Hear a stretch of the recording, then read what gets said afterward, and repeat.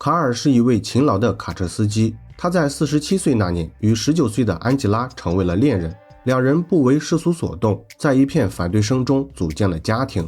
最开始他们的生活过得十分幸福，但后来由于卡尔热情好客的性格，导致发生了一系列事情。结婚11年后，卡尔在一个特殊的时间节点不幸失去了生命。案发后，警方通过逐步调查，很快锁定了凶手身份。虽然破案经过并不复杂，但真相的离奇程度超出了所有人的预料。那么究竟发生了什么？接下来让我们走进这起案件。大家好，我是大雄。今天分享的案例发生在美国阿拉巴马州韦弗利市。该市位于阿拉巴马州中东部，靠近乔治亚州的边界，人口仅不到200人，是里县和钱伯斯县的一个城市。主人公卡尔出生于1955年2月22日，他是阿拉巴马州本地人，从小生活在乡村，是个性格淳朴的农夫。早年卡尔经历了2次失败的婚姻，虽然第2次离婚时他已经45岁，并且几乎一无所有，但这并没有影响卡尔继续寻找幸福。2002年，时年47岁的卡尔迎来了第3次婚姻，他的现任妻子是一名叫安吉拉的年轻女子。安吉拉比卡尔小28岁，两人不仅年龄相差悬殊，而且关系也比较复杂。具体来说，就是卡尔曾与安吉拉的母亲谈过男女朋友，也就是通过这层关系，卡尔才认识了安吉拉。据说卡尔是在与安吉拉的母亲分手后，才与安吉拉建立了恋爱关系，但实际情况是否真的是这样，我们无从得知。不过可以确定的是，最初这段恋情遭到了安吉拉母亲的强烈反对。由于两人在结婚时没有得到安吉拉家人的支持，婚后卡尔为了证明自己，对妻子安吉拉十分宠爱。他不仅独自承担了赚钱养家的责任，而且还经常资助安吉拉的兄弟姐妹，其中安吉拉的姐姐和同父异母的弟弟就经常住在卡尔家。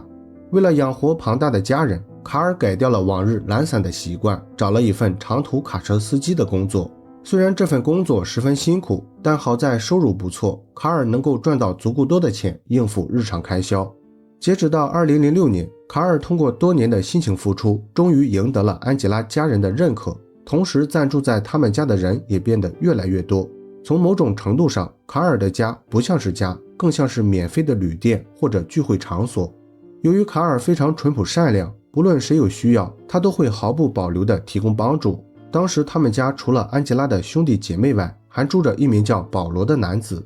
保罗是卡尔曾经的同事，也是关系最好的朋友。由于那段时间保罗刚刚失业，生活比较拮据，卡尔得知后便邀请保罗住进了自己家。卡尔之所以这样做，一方面是为了帮助保罗渡过难关，另一方面是他经常需要到外地工作，保罗作为家中为数不多的男性，能够帮忙做一些力所能及的事情。在这种貌似祥和的氛围下，卡尔与各种亲戚朋友陆续度过了很长一段时间，而他的妻子安吉拉也在结婚第11年后怀上了孩子。然而可悲的是，卡尔从未见过这个孩子，或许也不想见到这个孩子。在安吉拉即将临盆的那天，不知所以的卡尔被一场阴谋夺走了生命。2013年9月8日，这一天是周一，也是安吉拉入院生子的第4天。然而作为丈夫的卡尔不仅一直没有出现，甚至连电话也无人接听。最初安吉拉的家人以为卡尔可能正在忙着工作，所以并没有在意。直到这天下午，安吉拉的妹妹墨菲、继父杰西以及朋友保罗回家准备拿婴儿用品时，才惊恐地发现卡尔已经死在了家里。下午3点17分，安吉拉的妹妹墨菲向警局报告了这一情况。接到报警后，警方迅速赶到现场。首先映入眼帘的是散落在地上的各种杂乱物品，而卡尔则倒在了车库通往客厅的走廊上。当时他已经血肉模糊，身上遍布大量枪伤，死状十分惨烈。最初警方怀疑卡尔可能无意间闯入了偷盗现场，盗贼为了防止卡尔报警，残忍地杀害了他。但经过进一步勘查，警方很快排除了这种可能性。首先，现场没有丢失贵重物品，卡尔的钱包也没有被拿走，这表明凶手的犯罪动机不是为了钱财。其次，警方在车库和走廊的地上总计找到了19枚弹壳。如果凶手单单只是为了灭口，只需要1-2枪就足以杀死卡尔，完全没有必要连开19枪。这种过度杀戮的行为明显是出于报复，因此警方认为凶手应该对卡尔存在很大仇恨，并且事后伪造了犯罪现场。作为第一批到达现场的人员，警方将安吉拉的妹妹墨菲、继父杰西以及朋友保罗一并带到警局进行了询问。这次问话，警方没有获得任何可用线索，三人都表示与本案没有关系。其中报警人墨菲首先洗脱了作案嫌疑，因为他最近几天一直在医院照顾姐姐安吉拉，具有充分的不在场证明。而嫌疑较大的保罗和杰西也有相对可靠的不在场证明。根据两人的说法，保罗在案发前2天，也就是周五，前往佛罗里达州，把安吉拉的继父杰西接到了阿拉巴马州。之后的2天，他们大部分时间都在医院照顾安吉拉。只有案发这天下午，由于安吉拉需要一些婴儿用品，保罗才开车载着墨菲和杰西前往了卡尔的住处。由于三人都互相证实了这一点，并且全都坚持对本案一无所知，于是问话结束后，警方又到医院询问了卡尔的妻子安吉拉。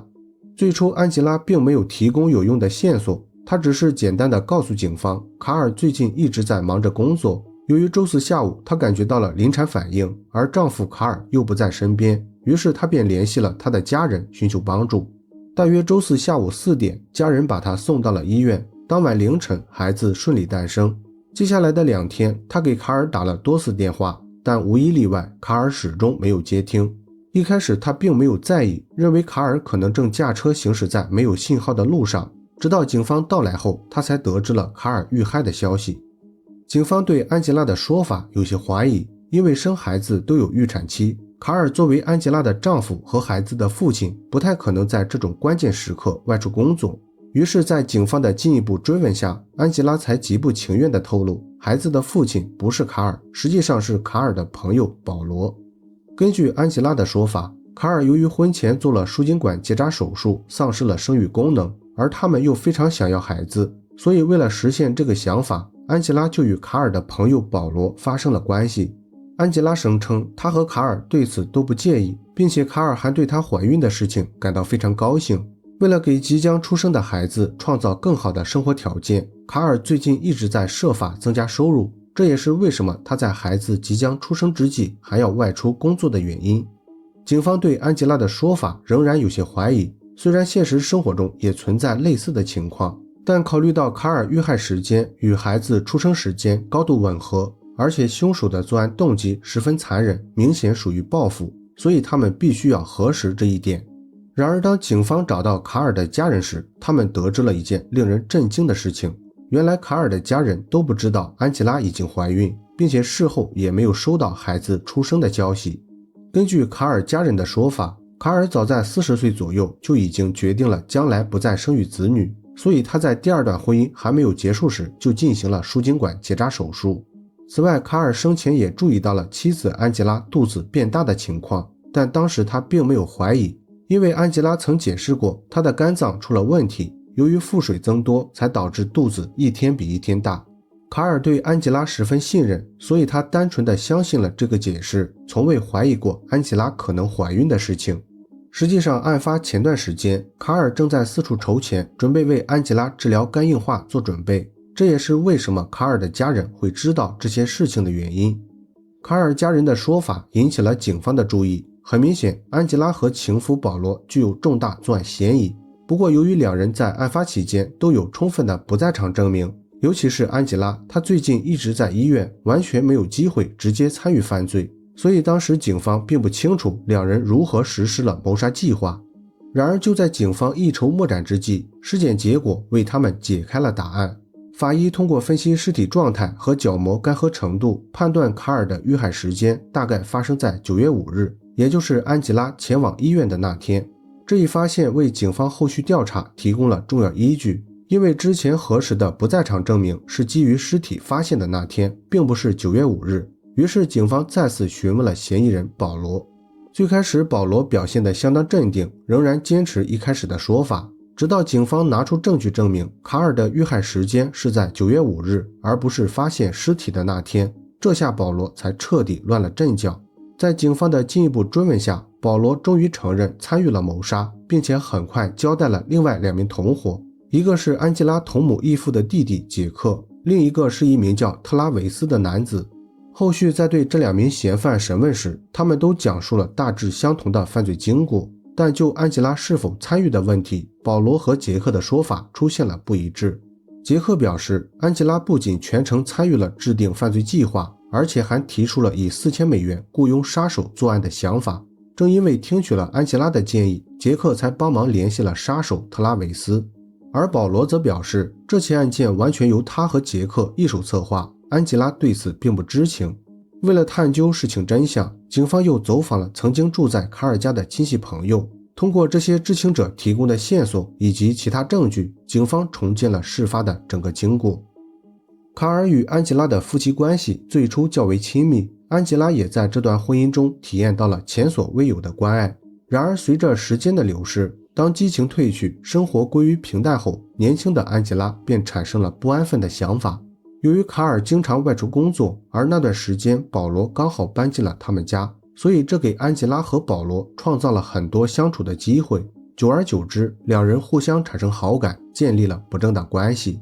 一开始卡尔并没有察觉，因为他对保罗非常信任，不然也不可能邀请保罗住进他们家。直到后来，安吉拉的一位亲戚实在看不过去，好意提醒了卡尔，那时卡尔才得知了保罗和安吉拉偷情的事情。由于卡尔比较好面子，这件事情发生后，他没有大肆声张，也没有告诉自己的家人，而是选择了假装不知情，找了一个借口赶走了保罗。然而卡尔原以为这样就可以避免两人再次偷情，但殊不知保罗明面上搬到了其他地方，实则就住在他们家附近。保罗为了方便与安吉拉约会也是拼了，他不怕蚊虫叮咬，也不怕没水没电，只要卡尔在家，保罗就会睡在附近的树林里，而等到卡尔一走，保罗马上就会住进卡尔家，充当男主人的角色。这种打游击式的生活持续了一段时间后，保罗和安吉拉便不再满足短暂的相处时光，他们想要摆脱卡尔，建立新的家庭。至于为什么不选择离婚，安吉拉和保罗并未透露，但很有可能与财产有关。因为当时卡尔已经58岁，他通过多年的工作，已经在退休福利账户中积累了一定的积蓄。如果安吉拉提出离婚，卡尔很可能会以安吉拉婚内出轨作为理由，减少财产分割。于是保罗和安吉拉经过商量后，就产生了杀死卡尔的想法。一开始他们计划使用偷偷下药的方式让卡尔在睡梦中死去，但这个计划没能成功。后来他们又在野外抓了一条响尾蛇，打算利用毒液杀死卡尔。然而这个计划仍然没有得逞，卡尔在吃了有毒的食物后只出现了中毒症状，并没有危及生命。接二连三的失败让保罗和安吉拉感到非常恼火，因为那时安吉拉已经怀上了保罗的孩子。他们很清楚，如果不想事情败露，就必须要赶在孩子出生前解决掉卡尔。为了如期实现这个计划，保罗和安吉拉又产生了雇凶杀人的想法。由于两人都没有这方面的经验，也不认识所谓的杀手，于是保罗和安吉拉找到了经常在街头游荡的杰克寻求帮助。为了顺利说服杰克，安吉拉捏造了自己遭遇家暴的事情，还提出了赠送汽车作为交换条件。最开始杰克并不想答应，但耐不住姐姐安吉拉3番5次的哀求，最终在亲情和利益的作用下，杰克便同意了帮忙的请求。杀手特拉维斯也就这样加入了犯罪团伙。四人经过商量后，把作案时间定在了孩子出生那天，因为这样安吉拉和保罗可以制造充分的不在场证明，避免引起警方怀疑。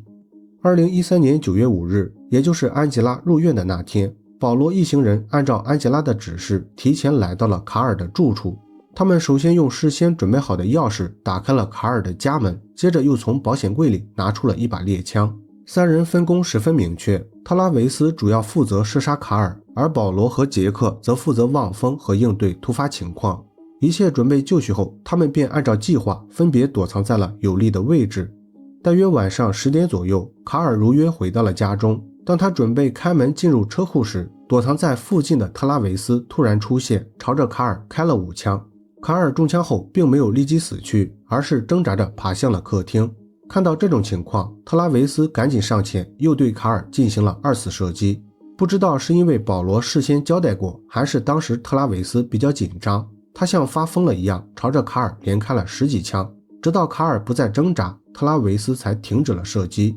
犯罪结束后，三人伪造了作案现场，并销毁了作案枪支。之后，保罗又连夜前往了佛罗里达州，把安吉拉的继父杰西接到了医院。保罗这样做的目的是为了让杰西被动成为证人，以转移警方的注意力。